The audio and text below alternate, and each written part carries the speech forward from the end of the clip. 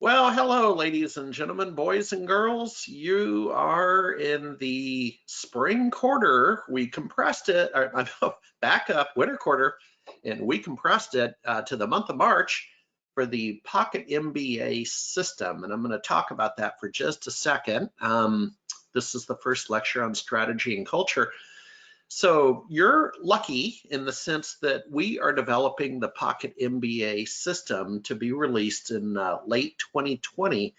And I'm using this to, quite frankly, do some beta testing and focus grouping and provide content and see how it goes. This is complimentary and no charge to you. When we come out with the Pocket MBA system, it will be a business model for us that we will charge for. So I appreciate you, in a sense, volunteering as I work through some content and build out the Pocket MBA system. And as your reward, at the end of the 6th lecture, you'll get the PDF to my all-time bestseller, well, not bestseller, but all-time best book, SMB Consulting Best Practices, that's about Finder, Minder, Grinder on how to build any business, but in particular for MSPs.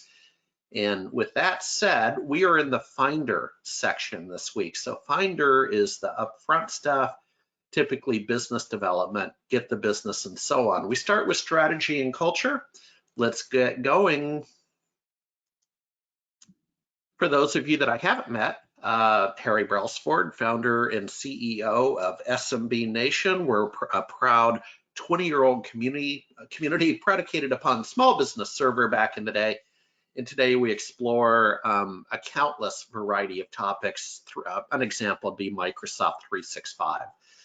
What I'd like you to do, and this is a little bit of a twist for us, is in the chat feature. So over on the right with the handout, on the chat feature, if you could just type in where you're located, and I'll give a couple shout outs as we're doing that. So I'm hoping we're seeing people from, say, Denver, things like that. If you wouldn't mind, just chat it up with where you're located, and we'll give a shout out to your city, kind of like what was it, that famous Huey Lewis and the News song, where they just rattle off city names. While you're doing that, next week, the next 10 days, fingers crossed, starting next week, 10 days, and I'll get to the fingers crossed part, but I am currently in Austin, Texas, and I will be at South by Southwest several of the days.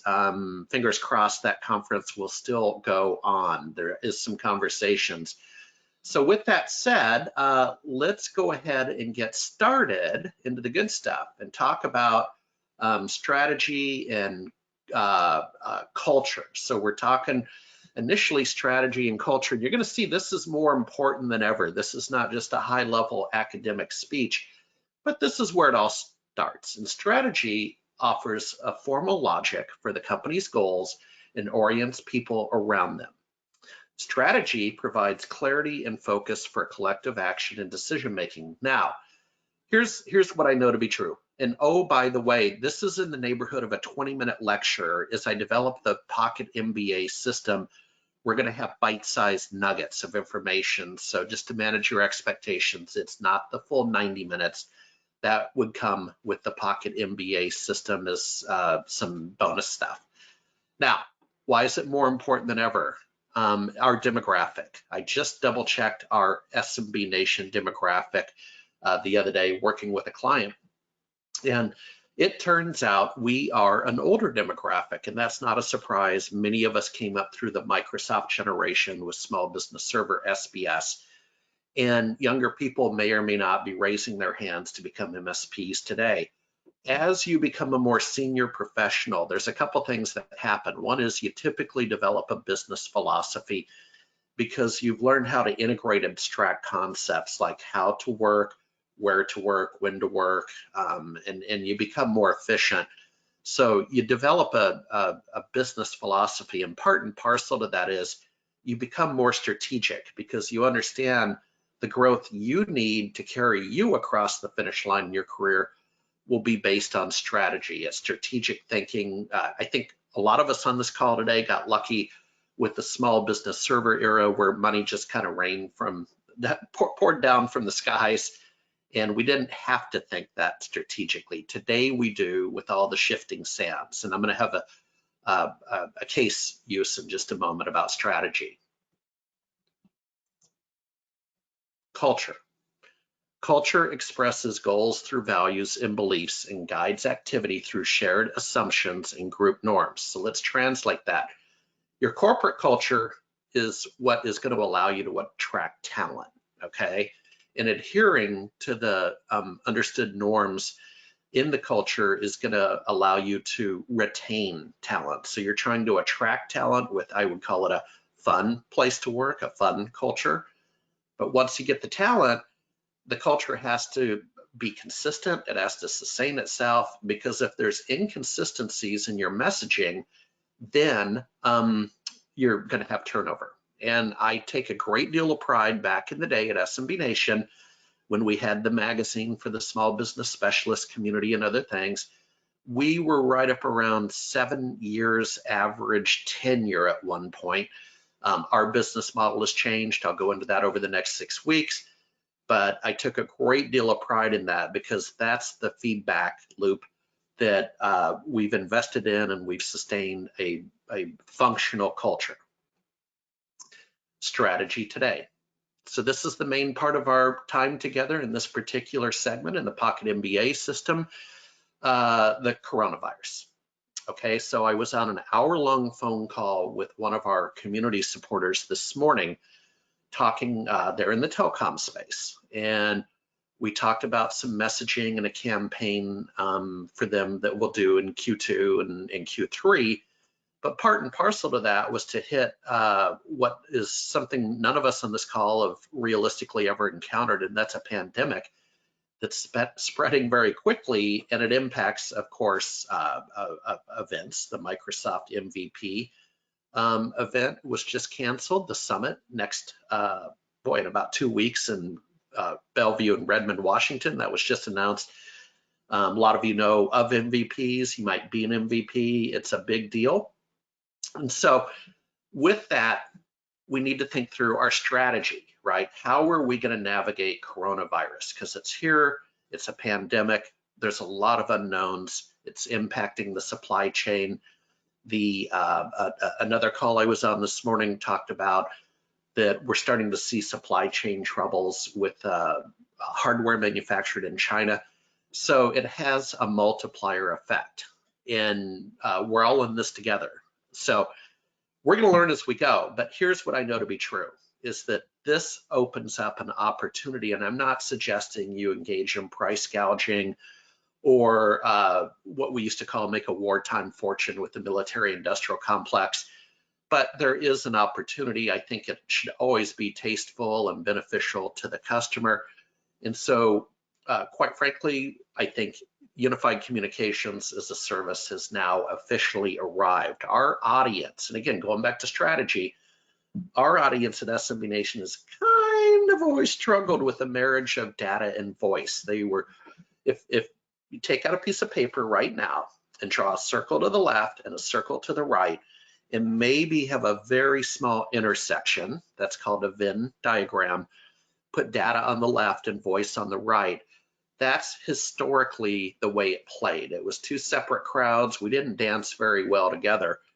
A couple things happened. Certainly voice got much, much more stable over the last 15 years with VoIP. And then the functionality of UCaaS has increased dramatically. No better example to point out than Microsoft Teams and some other offerings. So now we're talking, how do we sustain economic productivity for our customers? How do we take care of them? How do we keep their doors open during the coronavirus pandemic? And I would offer this is a fantastic opportunity to get strategic, doodle out in your business plan that we're going to get to in just a minute, but doodle out some of the tactics you would like to deploy in terms of getting out in front of the coronavirus pandemic. That's a key point. That strategic thinking is we got to get out in front of this thing. You know, guys, I don't know if it's 90 days, the balance of the year, 9 months roughly, is it 18 months? You know, you read the same news sources I do. The vaccine is on a fast track, but it could still be 12 to 18 months before a vaccine's out. And more importantly, a vaccine's not a cure. So keep that in mind. The other opportunities that I see coming out of this would be the mobility play. Of course, we all work from mobile places now, sometimes for some of us exclusively, and others on the road. So there's the mobility communication. And then finally, we shine on remote management and monitoring. Shout out if you want to go to smbnation.com. I believe it's column row 3 under business geek speak. I just recently did a product review for one of our community sponsors on their RMM solution and network discovery. Feel free to do that on monitor number 2 at this time. If you're joining us late, this is the MSP Tech Talk spring quarter compressed into the month of March. And you are helping me, and I hope I am helping you, but we are testing and working on building the Pocket MBA system for release in the later part of 2020, and working with 20-minute segments like today. So let's continue. And if you do have questions, feel free to use the question feature. Oh, I see we have Art Bigler from Pittsburgh, Pennsylvania. Art, I see that came in under questions. Thank you for joining us, sir. You have been a loyal member of SMB Nation over the years. Moving on, we're going to talk SWOT. And here's where I want to have some interaction. And if you could please use the chat feature, but I'd like many of you to go ahead and list a strength at this point. If you wouldn't mind typing that into chat. And where I'm headed with this is we're talking about sort of your unique value proposition is, in my opinion, what the SWOT analysis results in. So strengths, weaknesses, opportunities, and threats. So I'll go ahead and give my self-analysis of SMB Nation. The strength is we have built ourselves to be a community. So our strength is we wake up in the morning and we think about community service, and basically we're all in this together. How can we both make money? I think that's one of our strengths. I think one of our weaknesses is responding to our underlying business model of being a media integration company. As you well know, I just saw a stat the other day, 2,700 local newspapers have closed in the last several years. So it's very hard to be a straight up media company and have the kind of business model that would have a high valuation. That's okay, because in this case, I think my strength that I shared outweighs the weakness. Opportunities. If you follow SMB Nation, you know that once or twice a year, including the Pocket MBA system, we try new ideas, okay? And right now, and not to dwell on it, but if you go to 420 MSP, we are now this month 1 year into the cannabis technology supply chain startup, where we're helping MSPs who, quite frankly, reached out to me after the demise of SBS and said, what is the next great opportunity? So for us, it's to try at least one startup a year. Now, 9 out of 10 startups don't, cash flow, and that's how the game's played, but it's always fun, always exciting. So I want you to think about the opportunity that, one opportunity that stands out in front of you for your business model. And then we have threats. And I think front and center, and again, thinking strategically here, guys, front and center today, the threat is the coronavirus pandemic hitting the macro economy, which is going to trickle down to the micro economy. It's going to hit the supply chain. And markets are also very skittish from what I would call an emotional or attitudinal point of view. And so, folks, that, in my opinion, is the #1 threat impacting MSPs, small businesses, and so on. It's a darn good time if you were thinking of a side hustle to make a little more cash flow, to ride out what might possibly be an economic dip. darn good time to go sign up at Lyft and Uber with your late model car, but you need to start thinking of a hedge strategy to counter the negative economic effects of the coronavirus pandemic.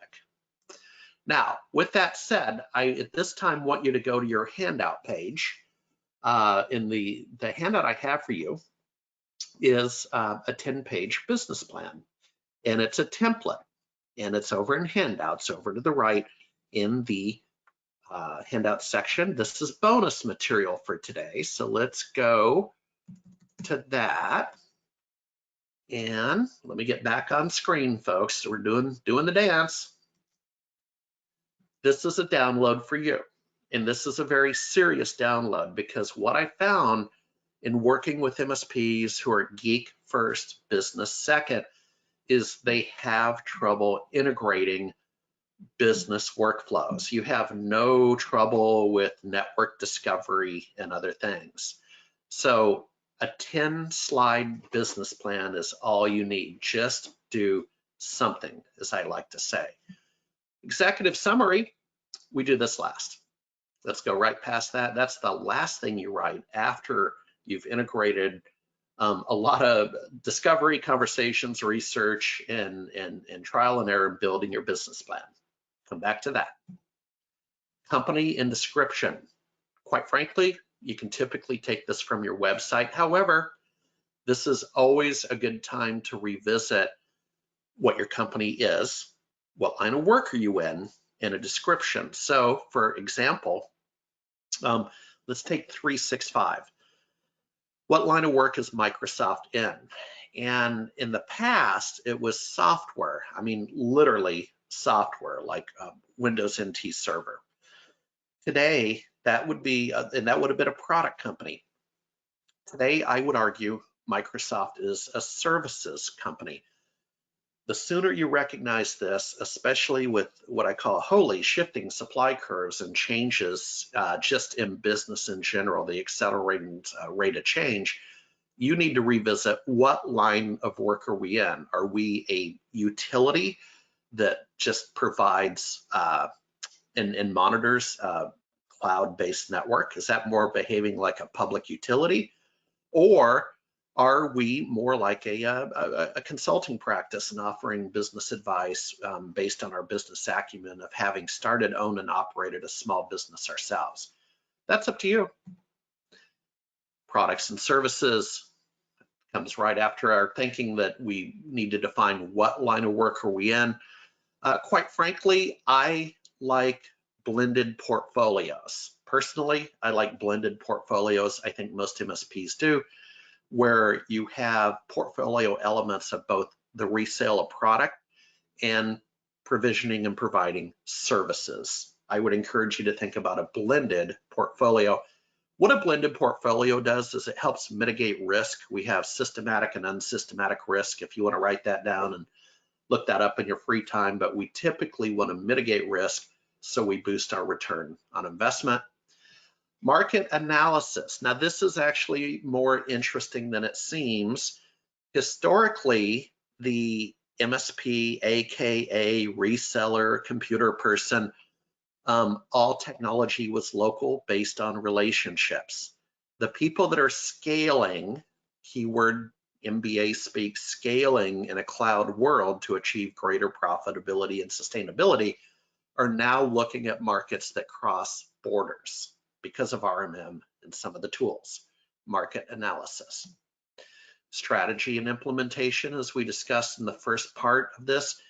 Now that you've kind of got some sourdough starter and a foundation, let's revisit the strategy and implementation conversation. And again, I want you here to put the coronavirus pandemic is something that might be a strategy for you to sell into your customer base appropriately and take care of them as the world changes very rapidly in how work works.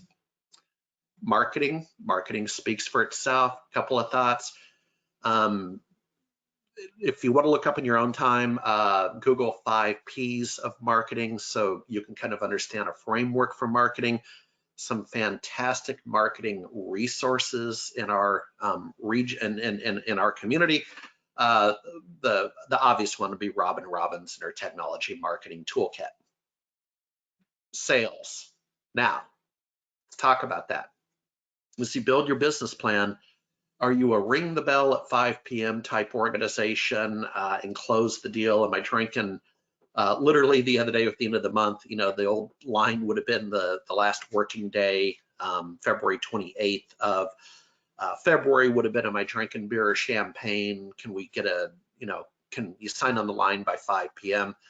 I don't especially like that form of sales. I like educational sales. That's educational sales where you're giving value along the way. And typically with educational sales, you meet what we say today, an overused phrase, but you meet the customer along their journey. You meet the customer where they're at. And the idea behind that line of reasoning is customers are already doing 60 to 70% of their own research online before they even reach out to you. So an educational sales approach is great because they've already done the basic research and now they need to double click down into the products, solutions, and services you provide. Again, folks, this is a handout over on the right. Please download it, please complete it, and please keep it to the 10 slides. Title slide is number 11, but that's okay. Organization and management. This is actually twofold. One, organization. Are you family owned? Are you organically growing? So you grew from cash flow and sweat equity. Are you funded? That's a very, very different type of organizational journey. If you took the money, as we say, and the money can be taken two ways. One is debt from your lender. The other's friends and family, investors, other investors. What is your organization? I'd also encourage you to really pay attention to if you're a family-owned business and you have family members in the organization, that's typically a different culture, going back to the beginning of the lecture about culture, that may or may not be appealing to outside employees. Has its own set of troubles. Management, very easy. Go to your LinkedIn profile and cherry pick some of the highlights of the folks in your organization to fill out the management slide. Finance and accounting, of course. There's a lot of CFO to go type resources out there to help you get set up. We use an outside bookkeeper. Quite frankly, we use QuickBooks. Finance and accounting, think of it as spreadsheets and QuickBooks. But you need the discipline. You need the discipline of logging on to check your balances, if not daily, every several days, check your banking balances.